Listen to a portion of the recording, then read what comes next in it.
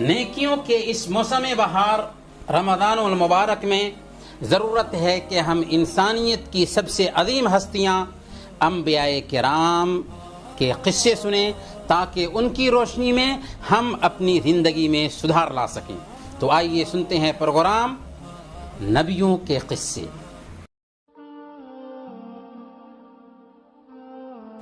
بسم اللہ والصلاة والسلام علی رسول اللہ وبعد۔ محترم ناظرین، السلام علیکم ورحمۃ اللہ وبرکاتہ۔ پروگرام نبیوں کے قصے میں آپ سب کا استقبال ہے۔ آج ہم حضرت لوط علیہ السلام کی زندگی اور ان کی قوم کی تباہی کے بارے میں بات کرنے والے ہیں۔ جب ہم حضرت ابراہیم علیہ السلام کی زندگی کے بارے میں گفتگو کر رہے تھے تو ہم نے بتایا تھا کہ جب حضرت ابراہیم علیہ السلام ہجرت کر رہے تھے تو آپ کی بیوی حضرت سارہ علیہ السلام کے ساتھ ایک نوجوان لوط علیہ السلام بھی تھے جو آپ پر ایمان لا چکے تھے۔ یہ آپ کے بھتیجے تھے۔ جب فلسطین پہنچے تو حضرت ابراہیم علیہ السلام نے لوط علیہ السلام کو فلسطین کے ایک علاقہ میں بھیج دیا جس کو سدوم کہا جاتا ہے۔ آج اسی جگہ کو بحیرہ مردار یا مردہ سمندر کے نام سے بھی جانا جاتا ہے۔ لوط علیہ السلام کا قصہ کیا ہے، قوم لوط نے کیا گندی حرکتیں کیں اور کیسے ان کی تباہی عمل میں آئی، اس کا ایک ہلکا سا خاکہ پیش خدمت ہے۔ محترم ناظرین، لوط علیہ السلام جب سدوم پہنچے تو وہاں کے لوگوں کو دیکھا کہ شرک میں مبتلا ہیں، ڈکیتی کرتے ہیں، مسافروں کو لوٹتے ہیں، کھلے عام بدفعلی کا ارتکاب کرتے ہیں اور بالکل بے شرمی کا مظاہرہ کرتے ہیں۔ ان کی بے شرمی اتنی بڑھ چکی تھی کہ عورتوں کی بجائے مردوں سے اپنی خواہش پوری کرتے تھے، جانوروں کی سطح سے بھی نیچے گر چکے تھے۔ ہم جنس پرستی کی یہ بیماری سب سے پہلے اسی قوم میں پیدا ہوئی۔ لوط علیہ السلام نے ان کو سمجھایا کہ ایسی گندی حرکت سے رک جاؤ، باز آ جاؤ۔ سورہ الاعراف آیت نمبر 80۔ اللہ تعالیٰ نے فرمایا اتأتون الفاحشۃ ما سبقکم بها من احد من العالمین، تم ایسی برائی کا کام کرتے ہو کہ تم سے پہلے دنیا میں کسی قوم نے ایسی برائی کا کام نہیں کیا۔ یہ بڑی زیادتی ہے کہ اپنی عورتوں کو چھوڑ کر مردوں سے اپنی خواہش پوری کر رہے ہو، مردوں سے جنسی تعلق قائم کرتے ہو، جو غیر فطری کام ہے۔ کسی دور میں انسانوں نے ایسی حرکت نہیں کی، لیکن قوم کب سننے والی تھی؟ ان کی غیرت مر چکی تھی، ان کی فطرت مسخ ہو چکی تھی۔ الٹے حضرت لوط علیہ السلام کو اپنے گاؤں سے نکالنے کی دھمکی دینے لگے۔ آپ ان کے بیچ اجنبی بھی تھے کہ دوسری جگہ سے آئے تھے، اس لیے انہوں نے اپنے بیچ یہ قرارداد پاس کیا کہ اخرجوہم من قریتکم انہم اناس یتطہرون، نکالو ان لوگوں کو اپنی بستیوں سے، بڑے پاک باز بنتے ہیں یہ لوگ۔ لوط علیہ السلام ان کو اللہ کے عذاب سے ڈراتے ہیں کہ ممکن ہے کہ تم پر اللہ کا عذاب آ جائے، اللہ کی پکڑ اور اللہ کی گرفت میں تم آ جاؤ۔ اس سے پہلے خود کو سدھار لو اور برے کاموں سے توبہ کر لو۔ انہوں نے چاہے کہ حضرت لوط علیہ السلام کی بات کو مانے، عذاب کا مطالبہ شروع کر دیا۔ کہنے لگے ائتنا بعذاب اللہ ان کنت من الصادقین، تو عذاب کی بات کر رہا ہے، لے آ اللہ کا عذاب اگر تو سچا ہے۔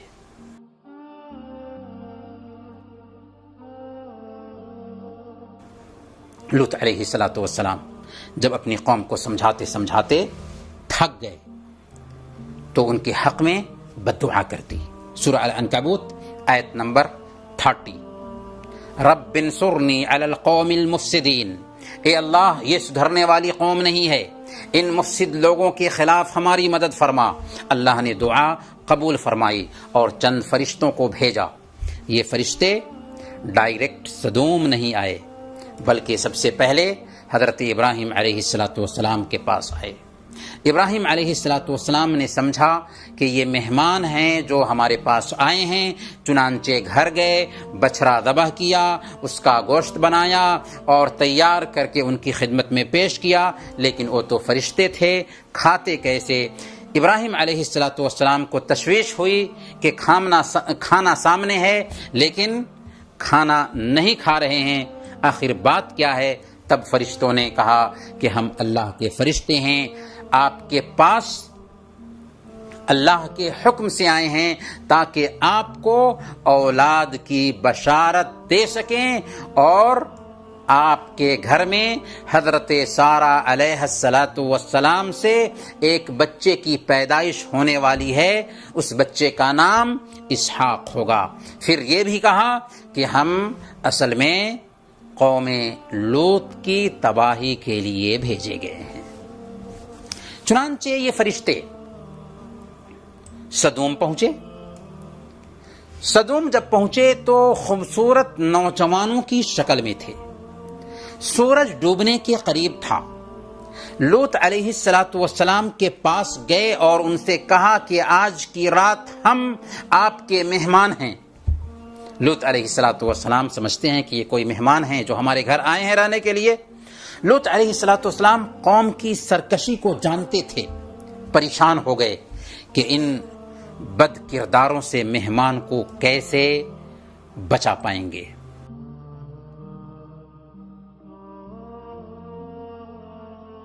لوط علیہ السلام کی 2 بیٹیوں نے اسلام قبول کر لیا تھا، لیکن بیوی بد کرداروں کا ساتھ دیتی تھی. چنانچہ بیوی نے جا کر ان سرکشوں کے کان میں یہ بات ڈال دی کہ لوط کے گھر کچھ نوجوان لڑکے آئے ہوئے ہیں. اب کیا تھا؟ دورے دورے لوط علیہ السلام کے گھر بری نیت کے ساتھ آ گئے. لوط علیہ السلام اپنی قوم سے گزارش کر رہے ہیں کہ کیا تمہیں اتنی شرم بھی نہیں آتی کہ ایسی غیر فطری حرکت پر تم تل چکے ہو؟ ان ہؤلاء ضیفی فلا تفضحون، یہ ہمارے مہمان ہیں، ہمیں رسوا مت کرو. اللہ سے ڈرو اور ایسی حرکت سے باز آ جاؤ. کیا تم میں سے کوئی شائستہ انسان نہیں؟ اور دیکھو، اگر تمہیں اپنی خواہش پوری کرنی ہی ہے تو تمہارے پاس عورتیں ہیں، ان سے شادیاں کر کے اپنی خواہش پوری کرو. لیکن قوم احمق تھی، بد کردار اور گنوار لوگ تھے، وہ کب ماننے والے تھے؟ چنانچہ کہنے لگے تمہیں پتا ہے نا، ہمیں تمہاری قوم کی بیٹیوں کی ضرورت نہیں ہے، ہمارا جو مقصد ہے تم اچھی طرح جانتے ہو. انہیں یہ بات کہتے ہوئے ذرہ برابر بھی شرم نہ آئی، نہ فرشتوں سے شرم آئی اور نہ ہی ان کے دل میں اللہ کا ڈر پیدا ہوا، اور برے ارادے سے گھر میں داخل ہو گئے. جب گھر میں داخل ہونے کی کوشش کر رہے تھے تو چونکہ گھر بند تھا، وہ گھر میں داخل کیسے ہوتے؟ ایسی نازک صورتحال میں حضرت لوط علیہ السلام نے اللہ سے دعا کی تھی، لو ان لی بکم قوہ او آوی الی رکن شدید، کاش کہ میرے پاس اتنی طاقت ہوتی، کاش کہ میرے پاس اتنی طاقت ہوتی کہ تمہیں سیدھا کر دیتا، یا کوئی مضبوط سہارا ہوتا کہ اس کی میں پناہ لے لیتا. لیکن نہ تو مجھ میں تم سے مقابلے کی طاقت ہے اور نہ ہی بھاگ کر میں کہیں پناہ لے سکتا ہوں.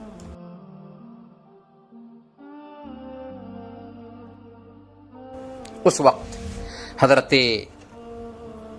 لوط علیہ السلام کو فرشتوں نے تسلی دی.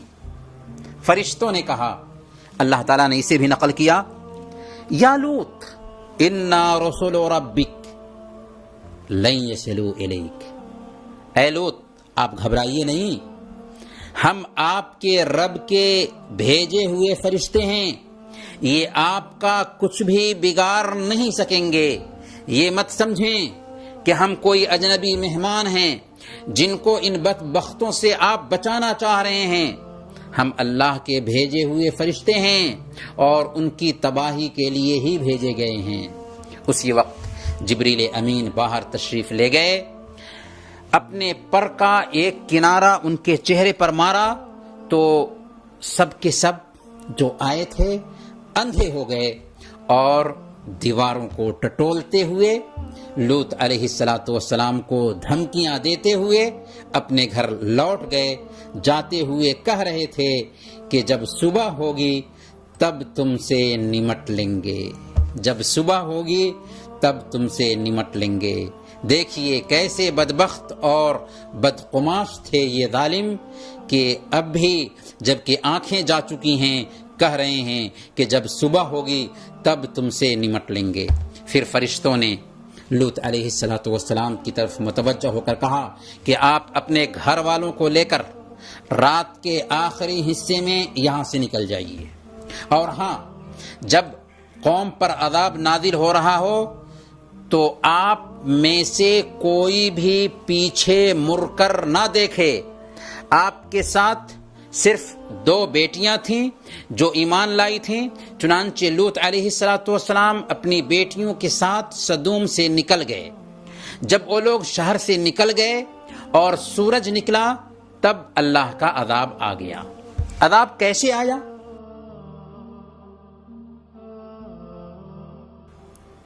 جبریل علیہ السلام نے ان کی بستیوں کو اٹھایا اور اوپر کا حصہ نیچے اور نیچے کا حصہ اوپر کر دیا. پھر مسلسل پتھروں کی بارش برسائی.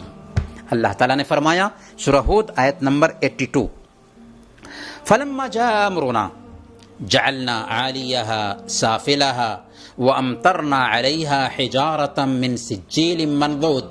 تو جب ہمارا حکم آیا ہم نے اس بستی کو الٹ کر نیچے کر دیا اور ان پر پتھر کے تہ بتہ کنکر برسائے. یعنی اللہ تعالیٰ نے ان بستیوں کو اس طرح الٹ پلٹ کر دیا کہ ان کا اوپر والا حصہ نیچے ہو گیا اور نیچے والا حصہ اوپر ہو گیا. پھر مسلسل پتھروں کی بارش کی گئی جس سے وہ نظروں سے بالکل اوجھل ہو گئے.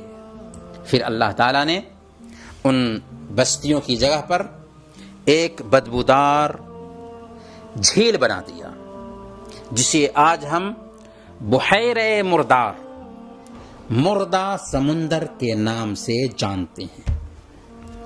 اس کا پانی اتنا نمکین اور کھارا ہے کہ اس میں کوئی جاندار چیز پائی ہی نہیں جاتی. گویا کہ ہم یہ سمجھ لیں کہ یہ مردہ سمندر ایسی گندی حرکت کرنے والوں کے لیے ایک سبق ہے، ایک پیغام ہے، ایک نصیحت ہے کہ ایسی گندی حرکت سے باز آ جائیں.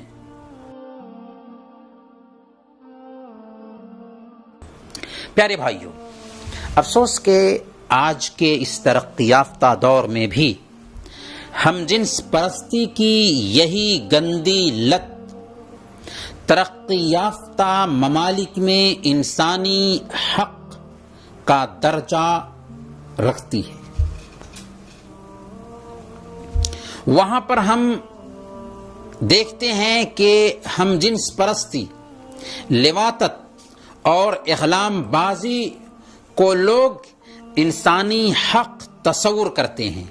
اسی سے آپ یہ نتیجہ نکال سکتے ہیں کہ انسان چاہے کتنی بھی ترقی کر لے، چاند اور سورج کو تسخیر کر لے، لیکن اگر وہ اللہ کا عرفان حاصل نہیں کیا ہے، آسمانی ہدایت سے محروم ہے، اپنے خالق و مالک کے نظام کو نہیں جانتا ہے تو اس کی زندگی جانوروں کی زندگی سے بھی بدتر ہو سکتی ہے، وہ جانوروں کی سطح سے بھی نیچے اتر سکتا ہے۔